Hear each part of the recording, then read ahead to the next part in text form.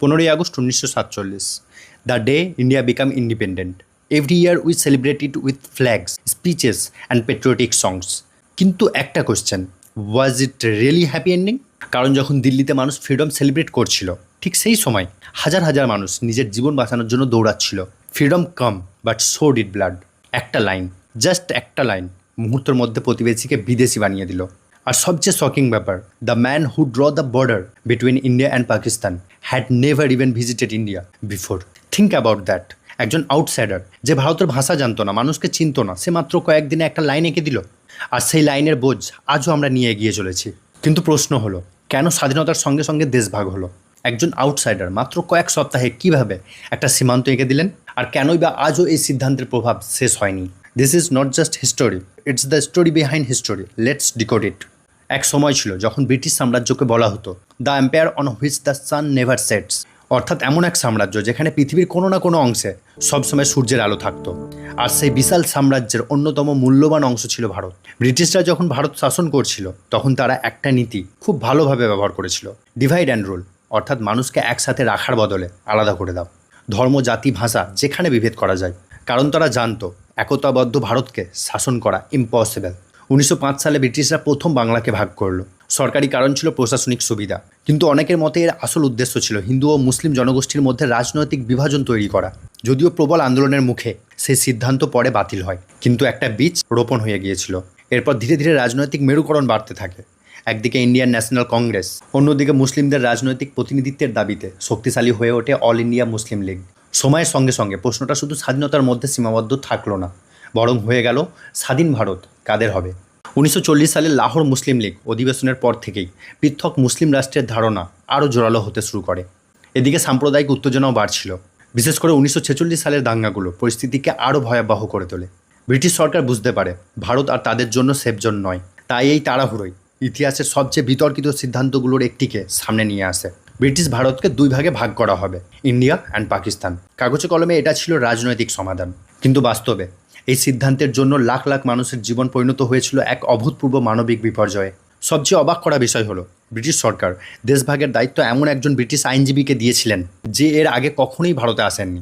ভারতের ভাষা, সংস্কৃতি, ভূগোল কিংবা মানুষের বাস্তব জীবন কোনোটারই তার প্রত্যক্ষ অভিজ্ঞতা ছিল না। তবুও তাকেই বলা হলো ড্র দ্য বর্ডার। রেড ক্লিপের হাতে সময় ছিল মাত্র কয়েক সপ্তাহ। এই সামান্য সময়ের মধ্যেই তাকে পাঞ্জাব ও বাংলার সীমানা নির্ধারণ করতে হয়। কাগজে কাজটা সহজ মনে হলেও বাস্তবে সেটা ছিল প্রায় অসম্ভব, কারণ কোনো জেলা পুরোপুরি হিন্দু বা পুরোপুরি মুসলিম ছিল না।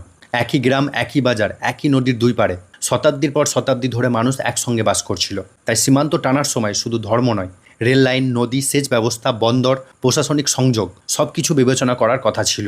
কিন্তু সময় এত কম ছিল যে অনেক সিদ্ধান্তই অসম্পূর্ণ তথ্যের ভিত্তিতে নেওয়া হয়। ফলে এমনও হয়েছে একটি গ্রামের অর্ধেক এক দেশে আর বাকি অর্ধেক অন্য দেশে। কোনো পরিবারের বাড়ি একদিকে, জমি আর একদিকে। আরও প্রবলেম ছিল অন্য জায়গায়। 15ই আগস্ট মানুষ স্বাধীনতা উদযাপন করলেও অনেকেই তখনও জানতেন না তাদের গ্রাম কোন দেশে পড়েছে। কারণ রেড ক্লিপের চূড়ান্ত সীমান্ত রেখা, রেড ক্লিপ লাইন, প্রকাশ করা হয় স্বাধীনতার 2 দিন পরে, 17ই আগস্ট 1947। অর্থাৎ স্বাধীনতার আনন্দের মাঝেই কোটি কোটি মানুষ অনিশ্চয়তার মধ্যে ছিলেন। যখন মানচিত্র প্রকাশ পেল, সব কিছু বদলে গেল। হঠাৎ করেই মানুষ বুঝলো তারা এখন অন্য দেশের নাগরিক। শুরু হলো ইতিহাসের সবচেয়ে বড় গণ অভিবাসন। কেউ পূর্ব দিক থেকে পশ্চিমে, কেউ পশ্চিম থেকে পূর্বে, শুধু বেঁচে থাকার আশায়। কিন্তু এই যাত্রা কোনো সাধারণ স্থানান্তর ছিল না, এটা ছিল রক্ত, আগুন, লুটপাট আর বিচ্ছেদের এক দুঃস্বপ্ন। প্রায় 1 থেকে 1.5 কোটি মানুষ নিজেদের ঘর ছাড়তে বাধ্য হয় এবং বিভিন্ন গবেষণা অনুযায়ী প্রায় 20 লক্ষ মানুষের মৃত্যু ঘটে সাম্প্রদায়িক সহিংসতা, রোগ ও দুর্ভোগে।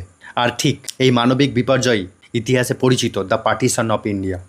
প্রায় 80 বছর পরেও কেন 1947-এর দেশভাগ আজকের দক্ষিণ এশিয়ার রাজনীতি, নিরাপত্তা আর মানুষের সম্পর্ককে প্রভাবিত করছে? 1947 সালে প্রায় 1.4 থেকে 1.7 কোটি মানুষ ঘর ছাড়তে বাধ্য হয়েছিল। অনেক পরিবার আজও জানে তাদের আসল বাড়ি ছিল লাহোর, ঢাকায়, কলকাতায়, শিয়ালকোটে বা করাচিতে, কিন্তু তারা আর কখনোই সেখানে ফিরতে পারেনি। দেশভাগের সময় সবচেয়ে জটিল প্রশ্ন ছিল কাশ্মীর। কাশ্মীরের ভবিষ্যৎ নিয়েই মতবিরোধ থেকেই 1947-1948 সালে প্রথম ভারত পাকিস্তান যুদ্ধ শুরু হয়। এরপর 1965, 1971 এবং 1999। আজও কাশ্মীর দক্ষিণ এশিয়ার সবচেয়ে বড় ভূ রাজনৈতিক ইস্যুগুলোর একটি। দুই দেশ নিজেদের জাতীয় ইতিহাস আলাদা দৃষ্টিভঙ্গিতে শেখায় এবং রাজনীতি এখনও 1947-কে ব্যবহার করে। ফলে একই ঘটনার একাধিক ব্যাখ্যা তৈরি হয়েছে। এই ভিন্ন স্মৃতি ও রাজনৈতিক বর্ণনা অনেক সময় অবিশ্বাসকে আরও গভীর করে তোলে। ইতিহাস এখন শুধু অতীত নয়, বর্তমানে রাজনৈতিক অস্ত্রেও পরিণত হয়েছে। দেশভাগের প্রভাব আজও শেষ হয়নি। এর সবচেয়ে বড় উত্তরটা সংখ্যায় নয়, এটা মানুষের মনে। যে শিশু 1947 সালে তার বাবাকে হারিয়েছিল, সে তার সন্তানকে সেই গল্প বলেছে। সে সন্তান আবার তার সন্তানকে বলেছে। এইভাবেই দেশভাগ শুধু ইতিহাস বইয়ে নয়, পারিবারিক স্মৃতি, লোককথা আর পরিচয়ের অংশ হয়ে গেছে। এই কারণেই দেশভাগ শেষ হয়নি, এর প্রভাব প্রজন্ম থেকে প্রজন্মে বয়ে চলেছে। Sometimes it survives inside people. তাই 15ই আগস্ট শুধু স্বাধীনতার গল্প নয়, এটি আনন্দের গল্প, আবার একই সঙ্গে বিচ্ছেদ, বেদনা এবং নতুন করে শুরু করার গল্প। হয়তো এটাই দেশভাগের সবচেয়ে বড় শিক্ষা। সীমানা মানচিত্রে টানা যায়, কিন্তু মানুষের সম্পর্ককে ভাগ করার মূল্য প্রজন্মের পর প্রজন্ম দিতে হয়। তাহলে বলুন, দেশভাগ কি সত্যি অনিবার্য ছিল? Think about it, comment your opinion. কারণ ইতিহাস শুধু অতীত নয়, এটা ভবিষ্যৎকেও তৈরি করে।